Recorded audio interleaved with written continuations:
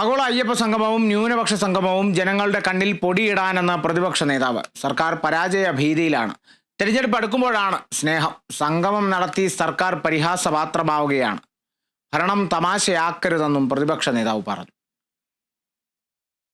സർക്കാർ ഇത് 10ാം വർഷമായപ്പോ പാനിക്കായിരിക്കാം. തെരഞ്ഞെടുപ്പിൽ വലിയ തോൽവി തുറച്ചു കാണും. 100-ലധികം സീറ്റോടുകൂടി UDF അധികാരത്തിലേക്ക് തിരിച്ചു വരും. അപ്പൊ ഇതുവരെ 10 കൊല്ലം ആലോചിക്കാത്ത കാര്യങ്ങൾ, 9 കൊല്ലം ആലോചിക്കാത്ത കാര്യങ്ങൾ 10ാമത്തെ കൊല്ലം തെരഞ്ഞെടുപ്പ് പ്രഖ്യാപിച്ചപ്പോ അയ്യപ്പനോടുള്ള ഭക്തി അപ്പൊ നോക്കിയപ്പോ വിചാരിച്ചു അത് വേറെ തരത്തിൽ ചിത്രീകരിക്കപ്പെടും. അന്നാ ന്യൂനപക്ഷങ്ങള് അവർക്ക് വേണ്ടിയിട്ട് വേറെ സംഗമം. ഇതെന്താ ഇതെന്ത് പാർട്ടിയാണ്, എന്ത് സർക്കാരാണിത്?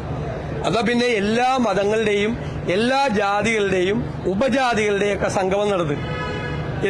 എന്താ ഗവൺമെന്റ് ഉദ്ദേശിക്കുന്നത്? ന്യൂനപക്ഷ സംഗമം, അയ്യപ്പ സംഗമം, ഇങ്ങനെ തമാശയാക്കല്ലേ. ഭരണം എന്ന് പറയുന്നത് വളരെ ഉത്തരവാദിത്തമുള്ള സംഭവമാണ്. അവസാനം പിണറായി വിജയനും കൂട്ടരും കേരളത്തിലെ ജനങ്ങളുടെ മുന്നിൽ ഇപ്പൊ തന്നെ ആയി പരിഹാസപാത്രമാവും.